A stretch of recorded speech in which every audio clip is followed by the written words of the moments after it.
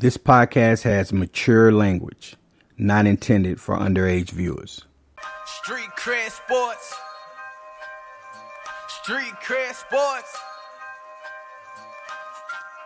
I'm crossing over. I'm Euro stepping. Hello, this is Keenan of Street Cred Sports Training, and welcome to another episode of Time to Ball. This is episode 54. We're chugging along. Like 4 weeks ago, it was a year. Well, not technically a year, but 4 episodes ago, we reached it. Not 4 episodes. I'm sorry. Look, oh God, I hope my third grade teacher don't hear this podcast, hearing me mess up on my math. It was 2 episodes ago that we reached a full calendar year of podcast. So I'm sitting up there saying 50 instead of 52. Oh well, it's been a minute. It's been some time. I hope everybody's doing well. I hope you guys enjoyed the bonus podcast that we put out, because I had Mr. Growth up here from NAE Coach basketball, and he wanted to get in the boot.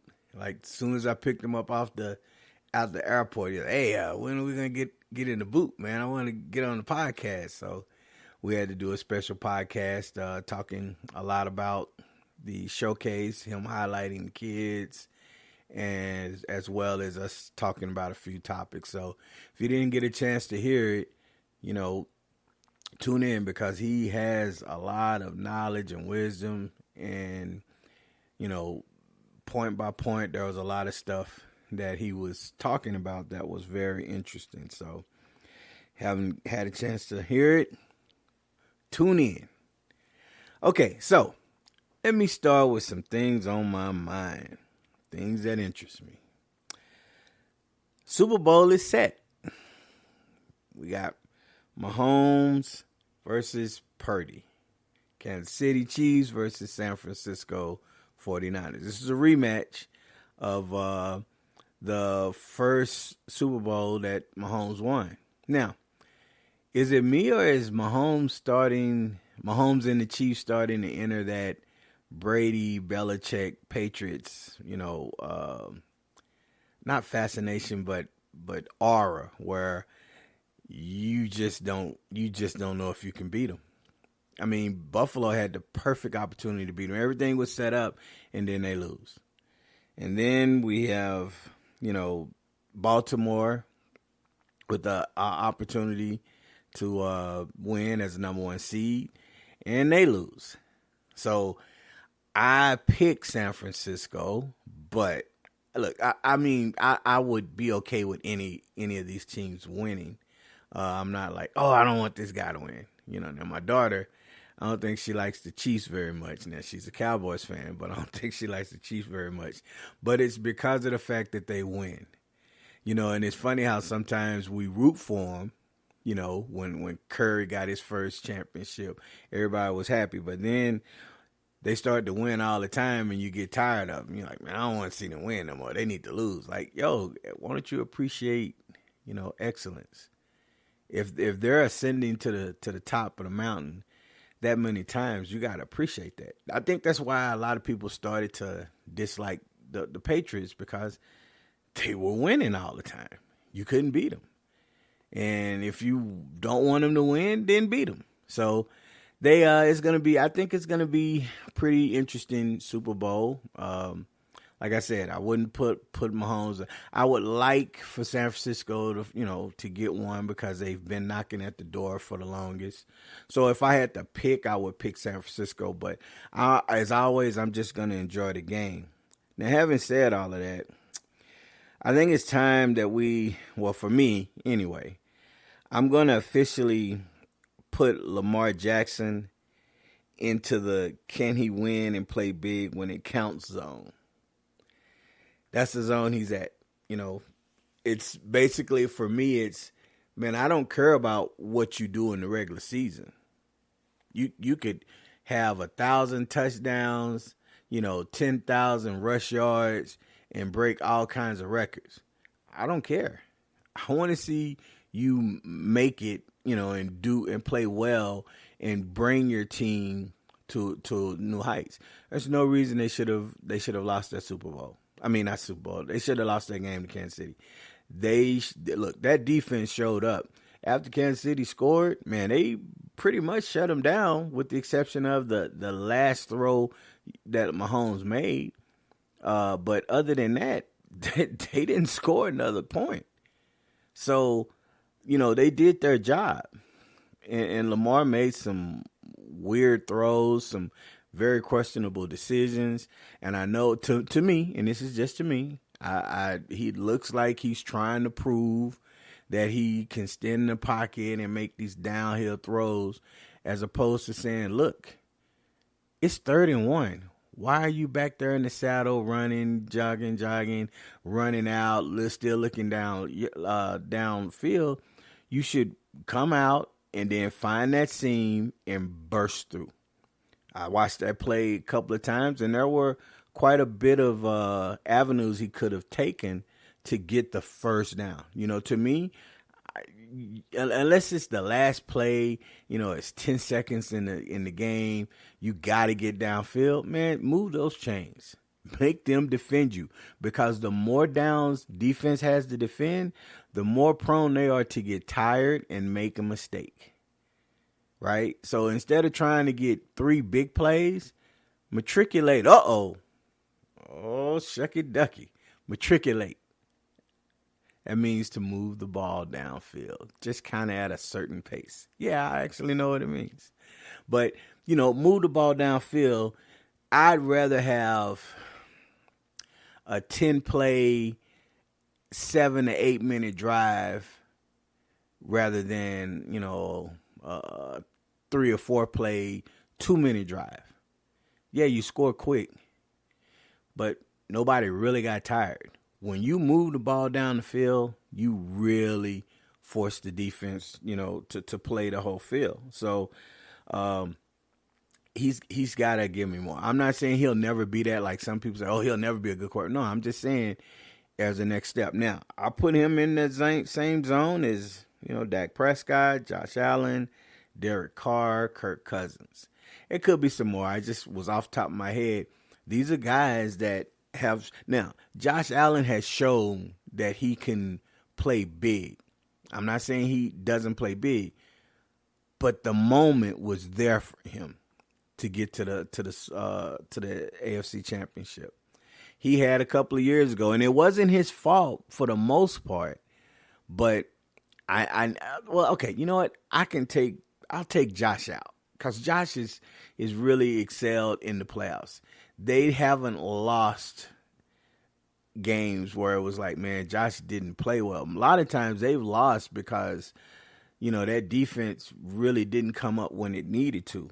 Nobody can convince me that you could allow a team that a team should be able to move the ball down the field with 13 seconds left to kick a field goal. There's no way you're going to convince me of that. I still don't understand that. So in any case, those, I need to see them perform more in the playoffs. Like there was questions about Purdy.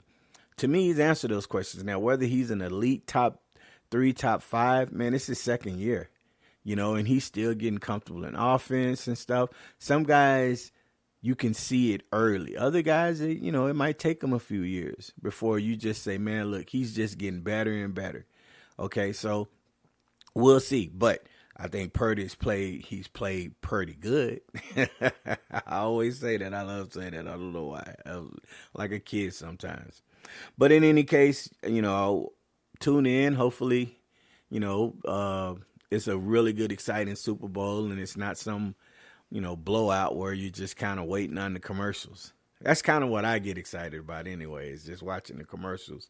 But past few years, they haven't been funny. It's like they're trying to be funny, but they're not funny commercials. So I don't know. Maybe I'll just, tune into the game more than the commercials. Okay, next I want to talk about, here's it bothers me because the media controls. Now, somebody say, oh, well, you're part of the media. No, I ain't reporting on no games. I'm just talking about shit that I know and shit that I see. So until you start having me interview somebody and stuff, and I can talk about, I'm basically talking like what I talk when I'm talking to my boys. Sometimes you come from it as a fan perspective. I try not to come from it as a fan perspective. I just try to come neutral. But let me get to my point. What bothers me is when the media will ask players questions about coaches' futures, almost like they're the GM and in the owner's room doing discussion, like they're with them. They're in there with the GM and they're in there with the owner, and they're discussing, the coach's future and what they think. Man, these players aren't like that. So when you ask questions, especially when you ask questions after the game, you got to ask good questions. Okay, what you talking about? I'm talking about when Philly lost to Tampa Bay in the playoffs, the Eagles. Philly started out 10-1. They were on course to, get back and trying to avenge the loss that they had to the Chiefs. They get back, they in the playoffs, but the last 6 or 7 games, they just didn't look right. Even when they were 10-1, to me, they didn't look right. There was just something off about their team. And I remember telling my wife and somebody else, like, yeah, they're winning, but they don't look like they did last year. Of course, you're going to have different stuff, but, like, Hurts didn't look like himself. The offensive line and defensive line didn't look like themselves. Obviously, they lost, linebacker, cornerbacks and stuff. You had new coaches and stuff, but they just didn't look like a really, really good team. And, lo and behold, it happened. So they lose. And this reporter, I get that you're doing a job. And I think, me personally, I know why they do it. You heard media say, well, they're on deadlines and they have to do, well, move the goddamn deadline back. Because I think when you're putting a microphone in somebody's face after something, right after the game and stuff, and guys are emotional and upset, about what just happened, they're going to talk, right? They might say something 5 minutes after the game that they probably wouldn't say an hour after the game or a day after the game. You know what I'm saying? You put them, you don't really have that issue when teams win unless they're talking about somebody on the other team that they had a problem with, right? But I get that they have deadlines and they're trying to, get their clicks and all of this stuff. But the reporter asked Fletcher Cox, do you think that his coach deserves to coach next year? And Fletcher Cox called him a clown. Man, it's like, man, get the hell out of my face with that. Oh, you're a clown. Next question.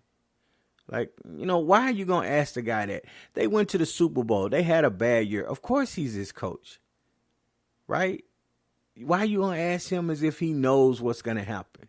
Or if he wants, like, even if he wanted to say, man, I can't stand Sirianni, why would he say that out loud? Because it's going to cause problems anyway. And they say, well, the reporters are trying to give the fans a look into what, like, for real? No, so what bothered me wasn't really the stupidity of the question. Well, okay, that bothered me. But what bothered me more was what came next when they were talking about it on the talk show, sports talk show. It was on ESPN, and it was either ESPN or on Fox. I can't remember, but it was a female sports talk lady, and she's talking about, well, he has to ask that question. So then the other guy was kind of like, well, no, he doesn't really have to ask that question like that. Like, it's kind of a bad question, but like he didn't really want to go at her, because she was passionate about it. And she was like, well, the media has, the right to ask these questions. And I'm thinking to myself, no, they don't. They don't have the right. Just because you say something that says media doesn't give you the right to ask stupid questions. And then what I've noticed is most of the time they all stick up for each other. I guess you get it. Just like players, they all stick up for each other. You got to hold people accountable. Why would you ask him? Why not ask the coach or ask the GM or owner? Well, you can't do that. So you're going to ask the player, the lower level employee of the organization, which is the player, even though they're making a lot of money, something that they really have no control over. And then when he snaps at you because you asked a stupid question, now the other media members are going to come say, hey, well, you know what, it's not right. He should be doing that. That was a fair question. No, it wasn't. So it really bothers me. And I wish we start holding, more people accountable for that kind of stuff. I'm not saying that reporter needs to be fired, but fine his ass.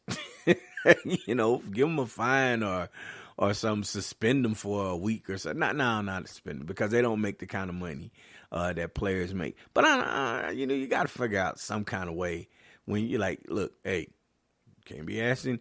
You can ask questions. I'm not saying you can't, but why ask him that question? Why do you have to ask a player who just went to a Super Bowl with the same coach and had a tough year? They know what was going on that team. They know there's some issues on that team, and they're going to try to address them. So, yeah, some of these, clickbait questions. Now they're going to tune in and click on my thing, and I'm going to make some money off of it, when you should just be real. All right, now we got All-Star Weekend coming up in a couple of weeks. And one thing I'm really looking forward to is, for years I used to love the All-Star game, watching Magic, watching Isaiah, Barkley, all of them guys, the way they played the All-Star, how fun it was. Then it became, competitive, with Jordan in there as well, and Kobe, AI. They had they mixed it up and did some different things with the game, as opposed to just playing the game. Now it's just like, it's a show, but it's not a basketball show. It's not a basketball game. It's just kind of a show. They're not playing hard. I'm not saying you got to go dive for loose balls and all that, but you got to compete. And sometimes they're not, to me, they're not competing. They're there and they're there. It's nothing, spectacular about it. So the All-Star game to me has kind of lost its luster. The dunk contest, I think they should have some of these professional dunkers come in and do it because these NBA players don't want to do it. And I think you could see I've seen some astonishing dunks. How did he come up with that dunk that would get tens if you put those guys in there, right? It's a celebration, but you don't have NBA guys doing it. Maybe you have NBA guys versus these professional dunkers. Who knows? I don't know. The 3-point contest, I love. It's the new dunk contest, and the skills contest is pretty good as well. I'm loving the idea of Steph versus Sabrina. Okay, Ionescu. I think that's how you pronounce it. If I did, Sabrina, I apologize. I haven't really heard anybody pronounce your last name. They usually just say Sabrina, and I guess it's because they don't want to, mispronounce your name. So I apologize if I did. But, I'll happen to be in Vegas, and I was in Vegas for the Summer League, and weirdly enough, we got tickets to go to the All-Star, not the All-Star game, but the skills competition and stuff. And I wasn't really looking at it and paying attention to it. And we had other stuff we were doing, and we're getting ready to go somewhere, and I'm looking at TV and I'm watching Sabrina hit all of those shots. I was like, oh, and I see the little chip thing that they gave us. Like, hey, wait a minute. This was a free ticket. We could have been there. So I was bummed that I didn't get to go, because I would have loved to experience it and, have my wife experience it. But next time, but she went, I think, 15 for 17 from the 3, 5 or 18 for 20. It's 5, 10, 15, 20, 25, 26, 20, so something like that. She only missed 2. She set a record for records. So, after that, you start hearing the chatter about her versus Steph. Hey, she calling Steph out because Steph was like, wow, that was amazing. She was like, well, let's get on the court and shoot some threes, Steph, me against you. So, Steph was kind of trash talking her. Good fun trash talking and she was trash talking him. They've made it a reality. So during the All-Star break, they're going to shoot against each other. Now, I think they should shoot, now, I mean, obviously they can agree, but hey, if she, she's shooting with her balls, the women's size ball, and the women's 3-point line. Steph shoots with, men's ball and men's NBA 3-point line. You don't have to have them to shoot from the same. Now, if she wants to shoot or if she naturally shoots around that same distance, that's fine. I just want to see them shoot against each other. I think it's cool. And what really tripped me out was that I was listening to the NBA on Sirius XM, and one of the NBA insiders, his name is Amin Al-Hassam. He was kind of disparaging it. I'm sure he's going to be getting a phone call or somebody's going to get on him because he was like, you shouldn't be doing this. This is travesty and it doesn't do anything and everything. And I'm like, well, man, you must ain't been to the park, sometimes. And if there's a female there that can play and she running her mouth, you're like, you know what? Bring it. I remember vividly when I was walking on at UTEP and playing against one of the girls. I was in there shooting. She came in there, shot. We got to shooting and playing one-on-one. She was going at me. I was going at her. I enjoyed it.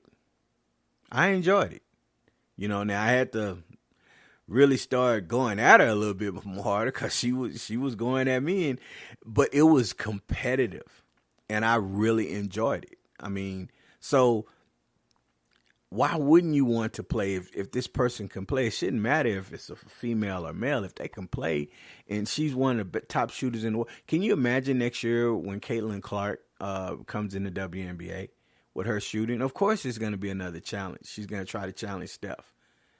I don't mind it, but he was a little different with what he said, and that was interesting.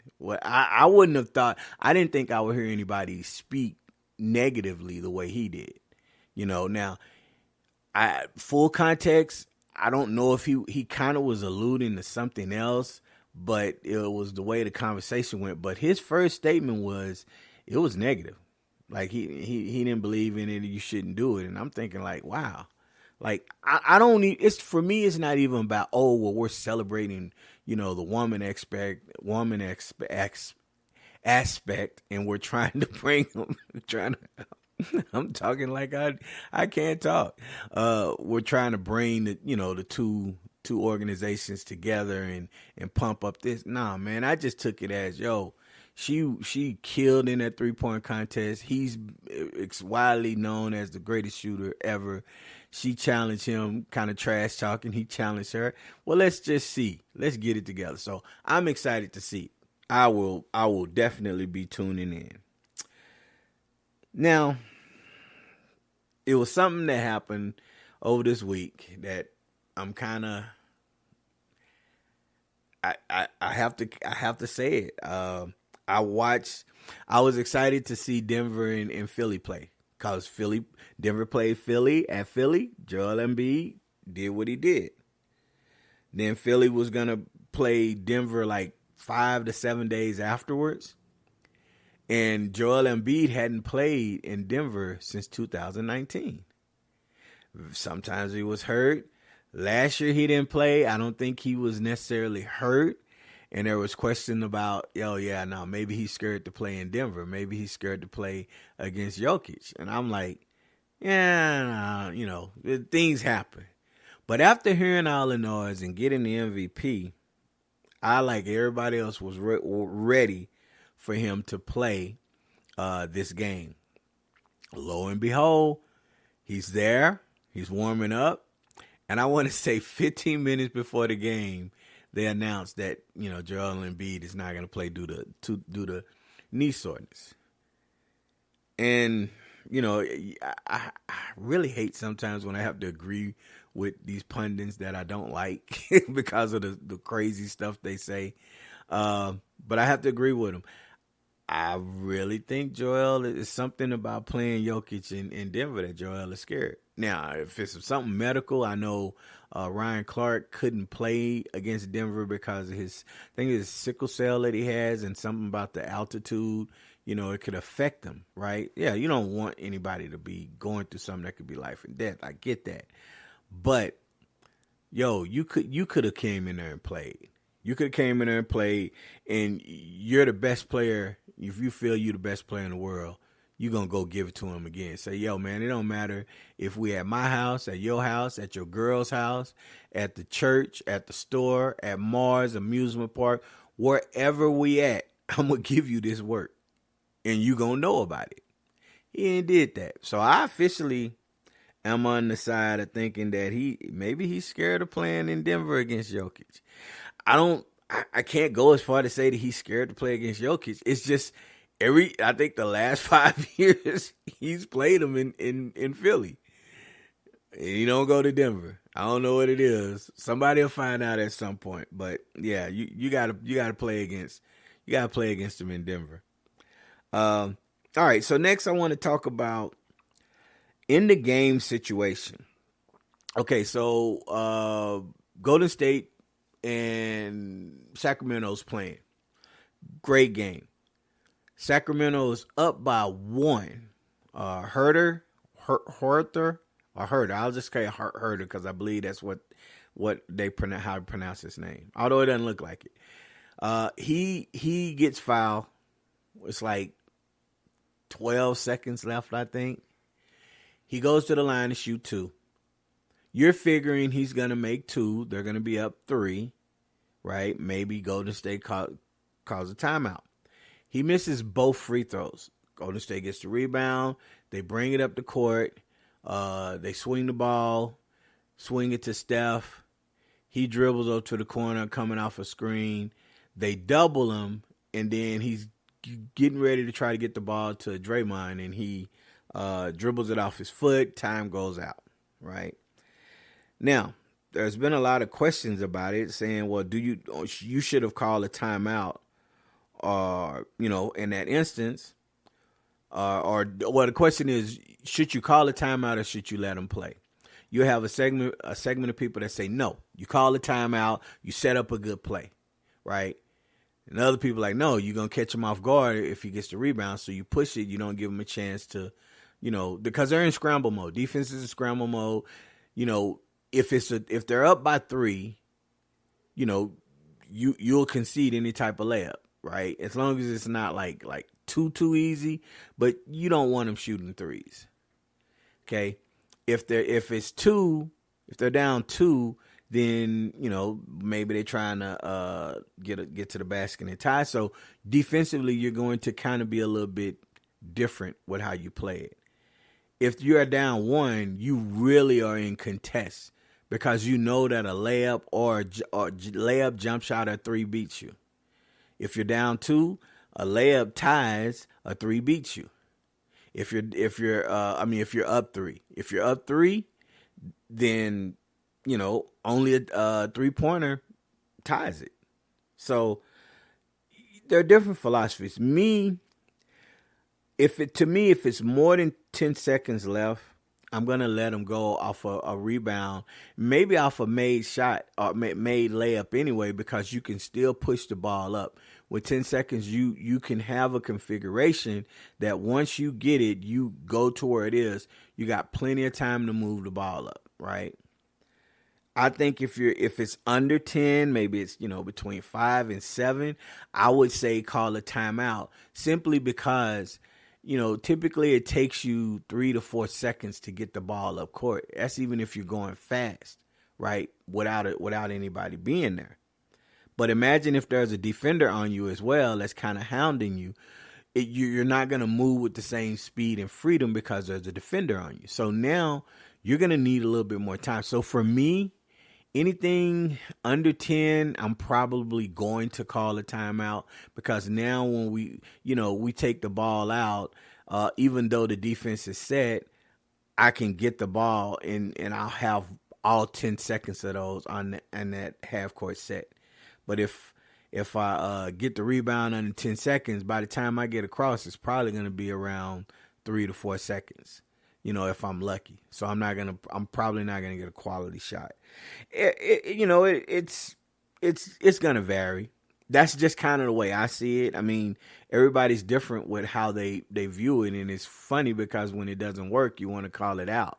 I just found it fascinating that people were saying, well, you should have called a timeout. I'm thinking, yeah, but it's 15 seconds.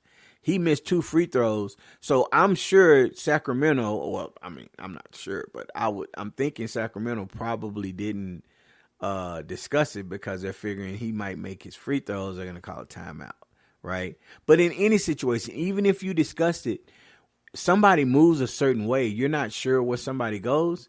You can kind of panic. Wait a minute, hold on, who's got him? Wait a minute, I got to get over. So you got to make sure, right? And that's what happens when it's there.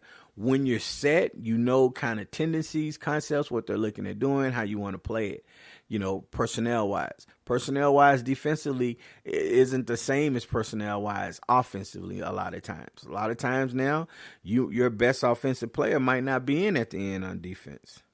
But in any situation, Sacramento won the game. All right, last thing I want to talk about really quick is how can I phrase this? I was at the UTEP game because when Chad was here, we went to the UTEP game on Saturday when they played Western Kentucky, so he could, talk to the Western Kentucky coaches and talk to the UTEP coaches, right? So we're there, and I'm watching the game, and it's just so much different with the way the referees ref in college games. It seems more control. The fans actually seem a little bit more knowledgeable, I guess, than in high school games. I could be off, but I'm just going on what I've seen from all the times I've watched college basketball games. Referees don't put up with a lot of that. And then you don't see players being as demonstrative and talking as much trash and gesturing to referees and other players like you do in high school. You don't see the coaches going as berserk about certain things as you do in high school. I mean, if I'm wrong, hit me up in the comment. I'm not saying coaches don't get ballistic and go crazy. But I tell you what, I'm not going to say the game, but I saw a game, high school game, where the coach was in the referee's face yelling. And there was no technical. There was no ejection. And then it caused the other coach to get upset about the fact that you let him go get up. You allowed him to do that. So then he started to protest kind of vigorously when he was talking. And at that point, now you done lost the game. Because now if you tech him up, it looks like you're biased, right? You should have given him a warning, or you should have gave him a technical. Because you should have told him, yo, look, I'm right here. I get that you're upset, but you don't raise your voice. You don't talk to me like I am not a child. I always wonder sometimes. I don't know if I could be a ref because, man, I might say, man, hold on now. You better watch your tone. you might get knocked the fuck out of here in this game on TNT. Chuck and Shaq gonna be saying, "Oh my God, that referee K, boy, you ain't messing with him." Look, I don't know if I told this story. There's a referee that I know here in the City League, and his name was Les. R.I.P. Les. Great guy. He's a New York guy.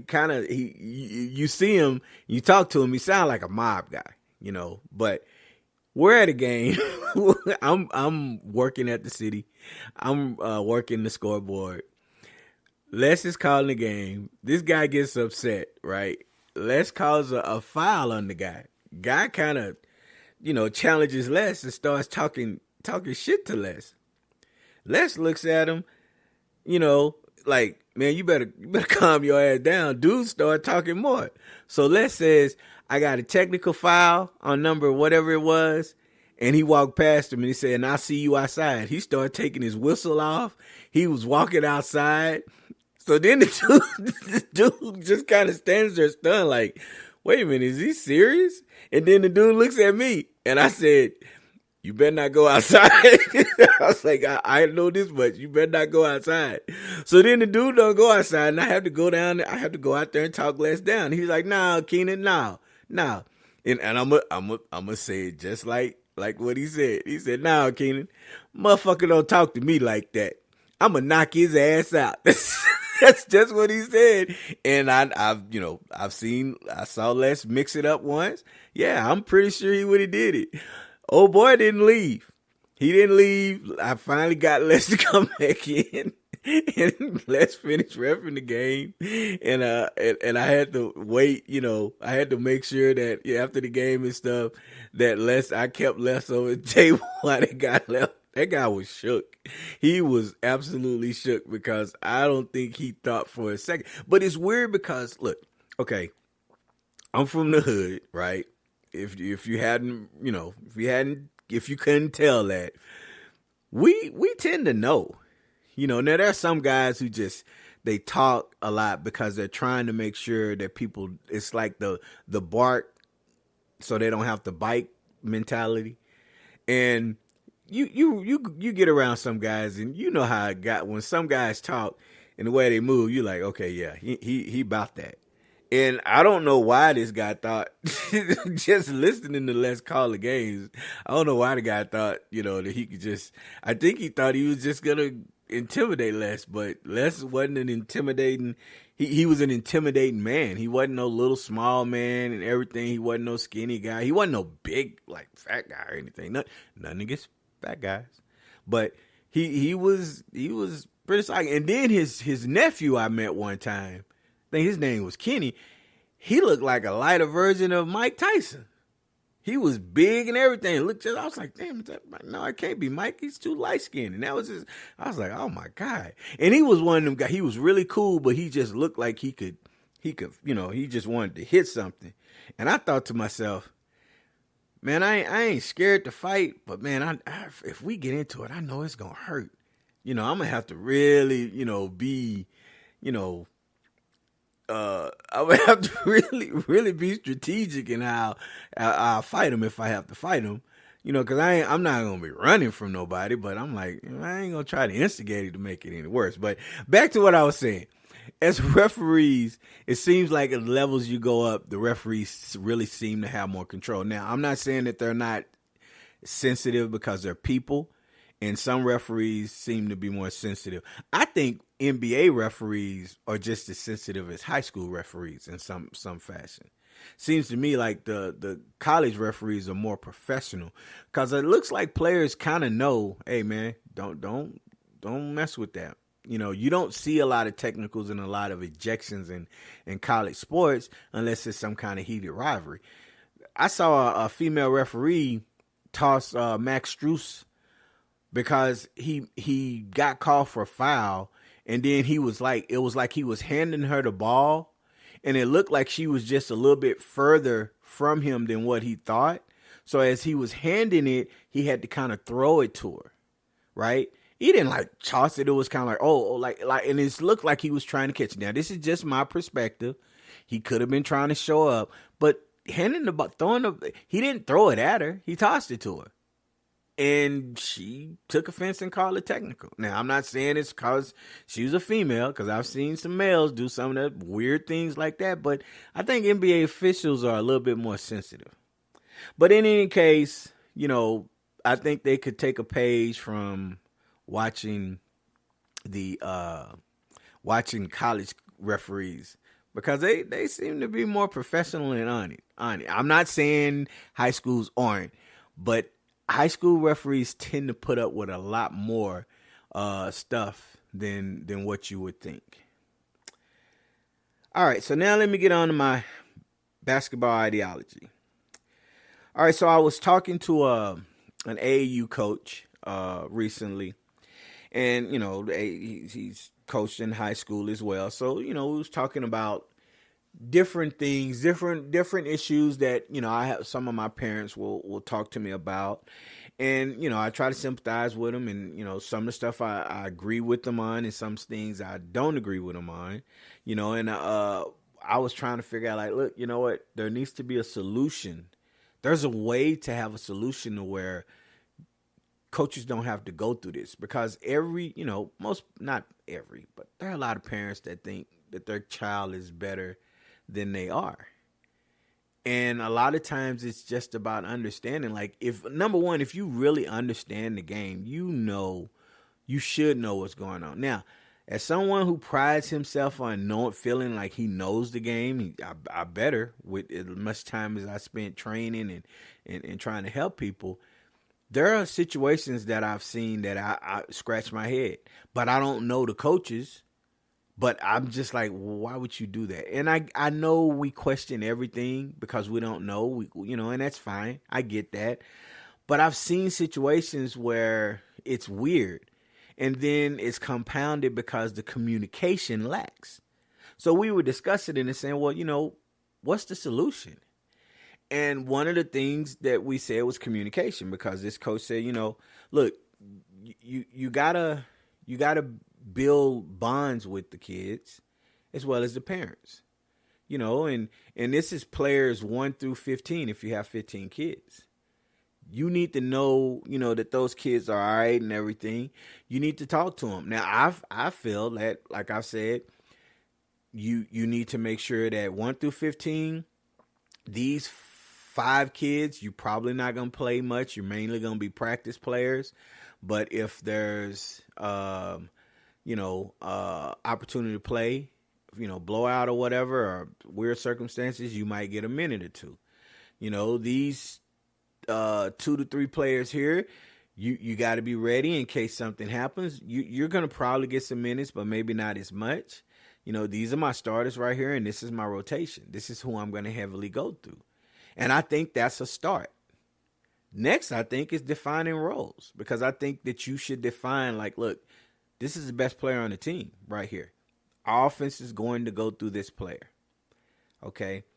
This player is probably going to get bulk of the shots. This player is going to be responsible for making sure that other players get shots, especially if they get double teamed and stuff. They're going to be able to read the defense and all of this stuff. They got to be the leader. Okay? This is your role right here. This is what I need you to do to be effective for the team.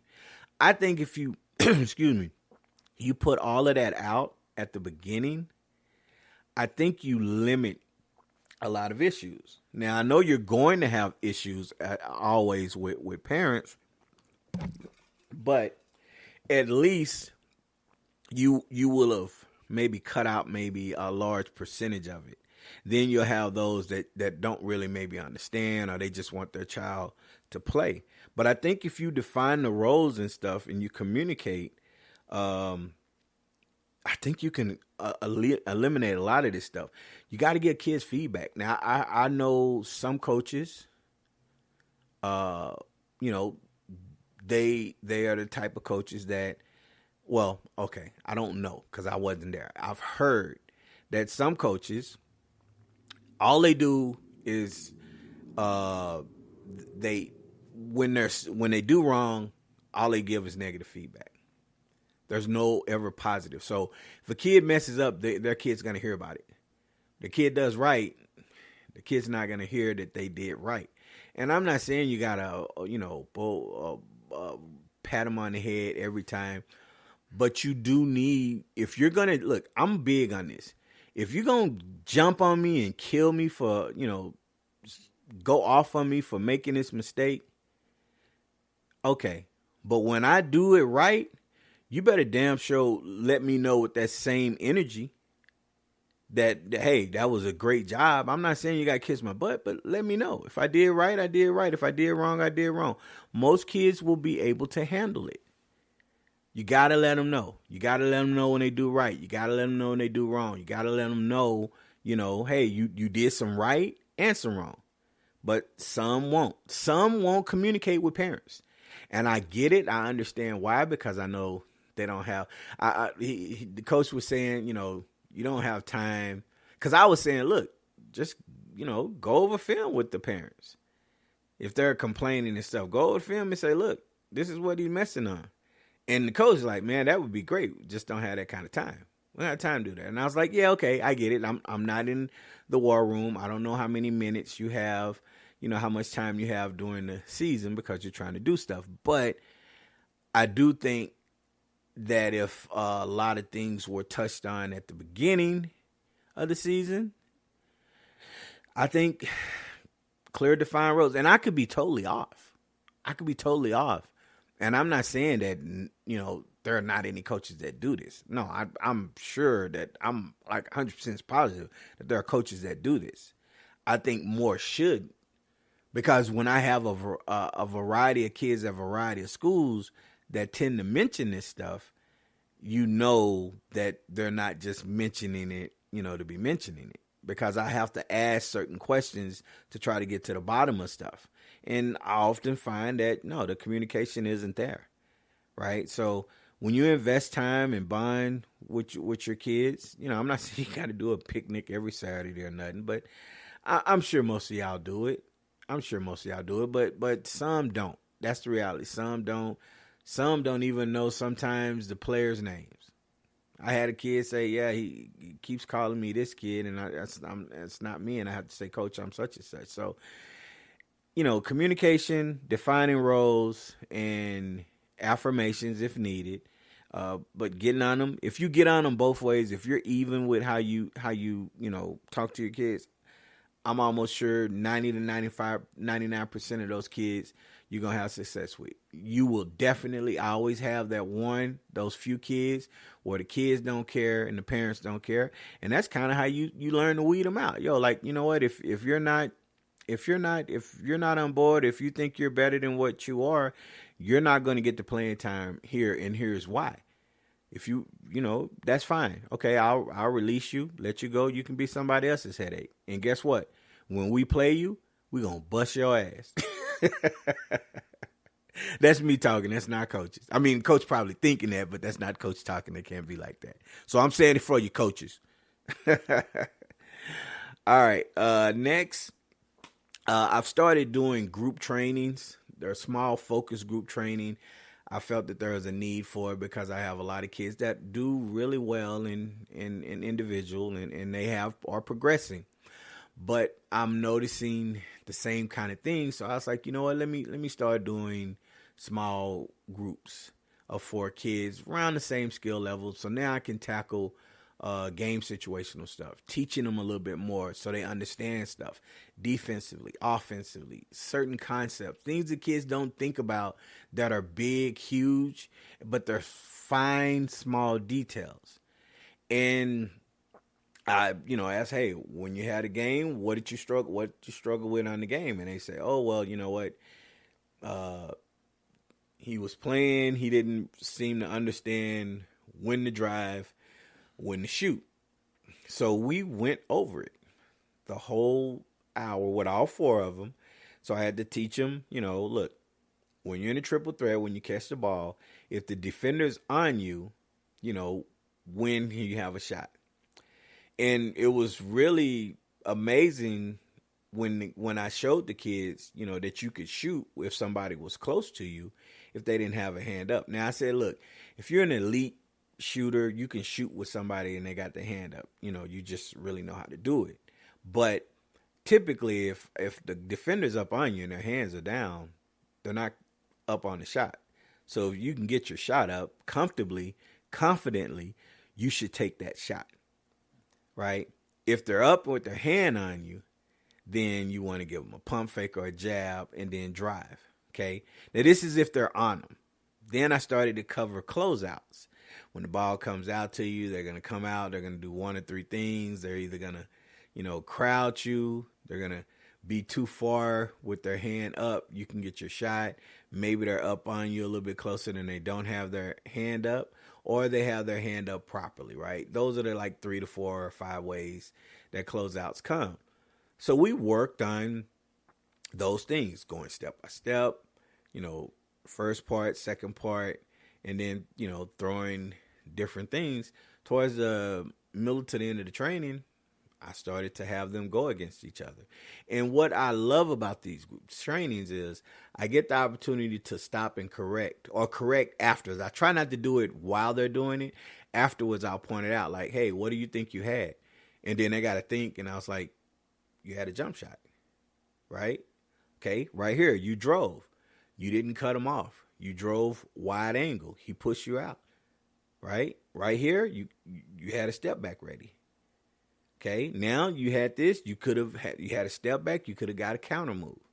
Okay, use your counter moves. And I don't give them all day to dribble. I give them like 4 or 5 dribbles because I want them to try to become efficient, think of their dribbles, and it kind of becomes a game of chess.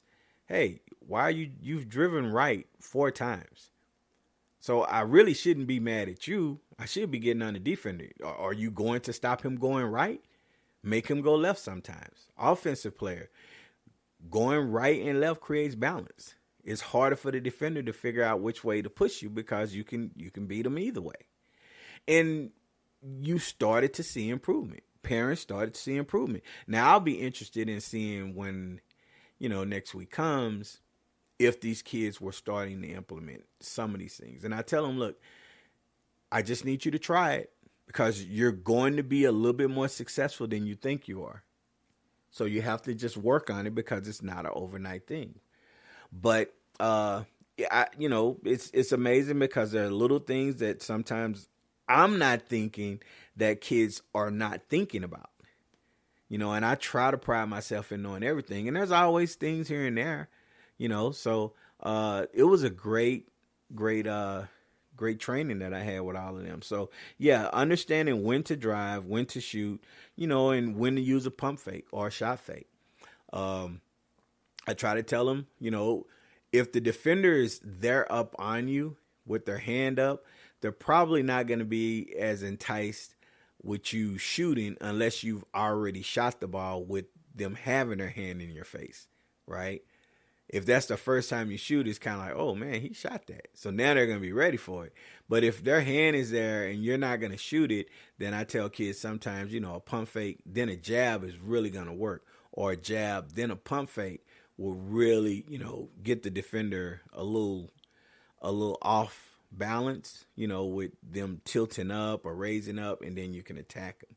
But a lot of kids don't understand when to do it, and I've been happy to really try to help kids with that.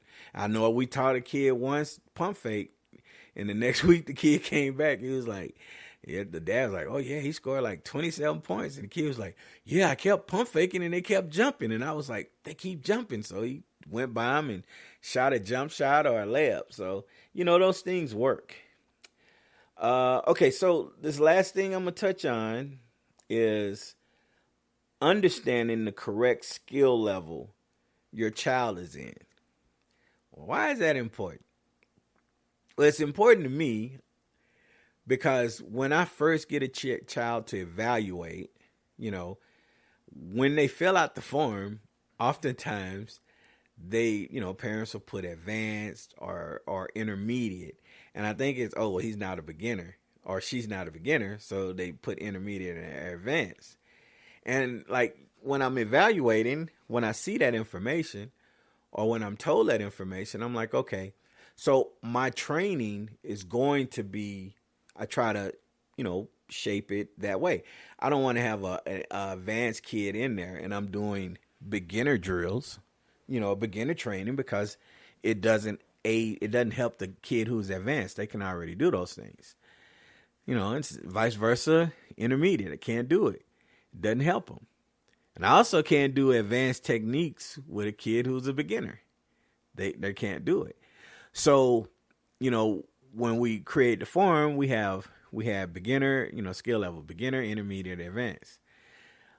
I found that a lot of people, a lot of clients put on there almost all the time higher level than their kid is. They'll put intermediate. And then I'll get them, and I'm thinking, okay, they're intermediate. So I have my little system in which I evaluate the kid. It's usually like the first 5 to 10 minutes. Always tells me, based on these particular drills, kind of how the training should go. And to a point, everybody that puts intermediate, not everybody, most people that put intermediate, those kids aren't intermediate. They're beginner. And I'm gonna start asking parents, because I'm wanting to understand, like, do you understand what beginner is? So what I actually did is I went back on the forum this morning, and I put, it's beginner, intermediate, and advanced. And next to intermediate, I put a few things that they should be able to do. Put a few things on advanced that they should be able to do. And I'm hoping that when they're filling this out, they see it and they say, okay, intermediate, they should be able to, he or she should be able to do this. Okay, no, they can't do that. So they can't be intermediate. Should be able to do this, and oh no, they're not advanced. They're probably intermediate. I have somebody that put advanced, and I don't know if it's because they put the age of the kid, but I just had the kid, and that kid is not advanced. That kid is more of a beginner, than intermediate, right? Trouble dribbling. The only thing they could do was apparently throw the ball up. It wasn't really like good jump shots and stuff. Now, doesn't mean that you can't be advanced. You can quickly ascend depending on how much you work, but it does throw me off, because in my mind I'm like, okay, I'm gonna probably see what they're doing, but I'm probably gonna try to do this. This is a little bit more intermediate, and then it's like, oh, okay, this child can't do this. So I often tell parents sometimes, like, okay, your child is beginner. Like, you have to be able to make layups with right and left hand. Like, and I have 9 stages of development. I have a beginner, I have beginner, intermediate, advanced, and I have beginner, intermediate beginner, and advanced beginner. And those are the steps. Now, is it 100%? There are different things that I could add, different ways I can do stuff, but I really like the way the way I have it, that encompasses it. And until you're doing these things, you're not intermediate. You can't be intermediate and not make left-hand layups. Can't be intermediate and not be able to dribble, right? You might be an advanced shooter. You might have really good form, follow through. So if I'm going to break down, okay, are they advanced in shooting? Yeah. Okay, are they advanced in layups? No, they're a beginner. Are they advanced in ball handling? No, they're a beginner. Are they advanced in passing? No, they're a beginner, right? They could be advanced in one thing.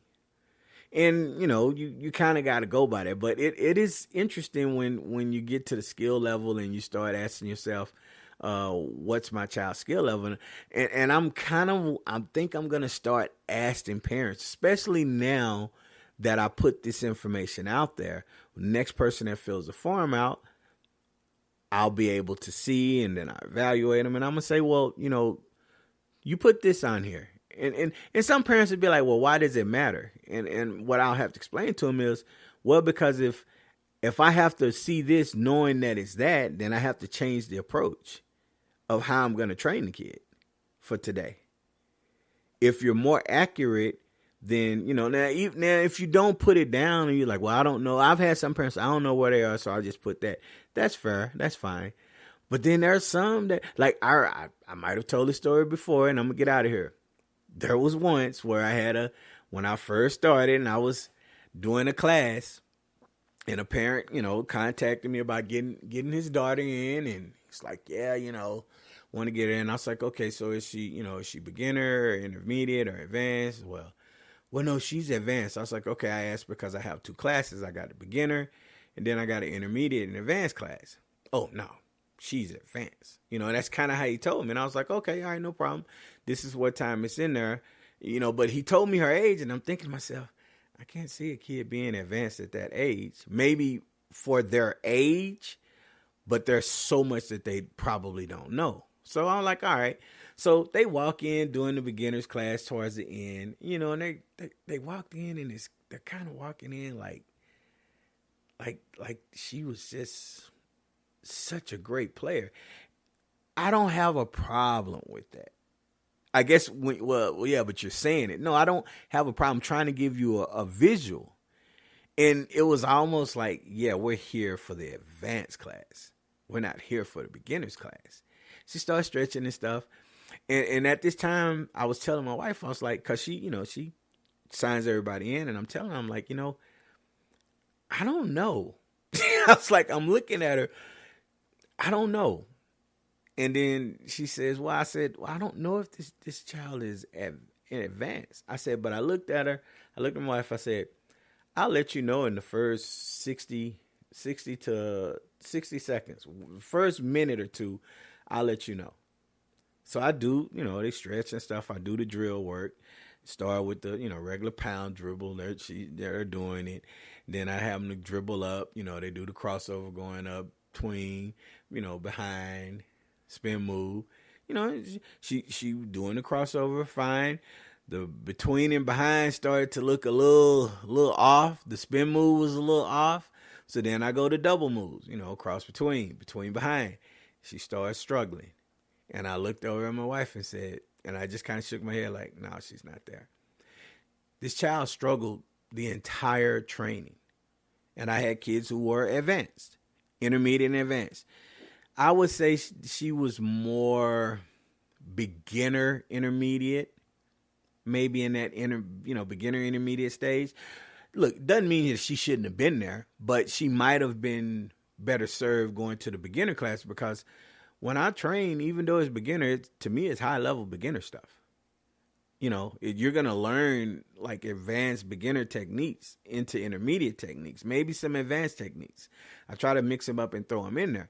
So I know that she would have probably benefited. What happened was she started to realize that she wasn't there, and she started to get nervous. And then I had to reassure her that it's okay if you make mistakes. We just keep going through it.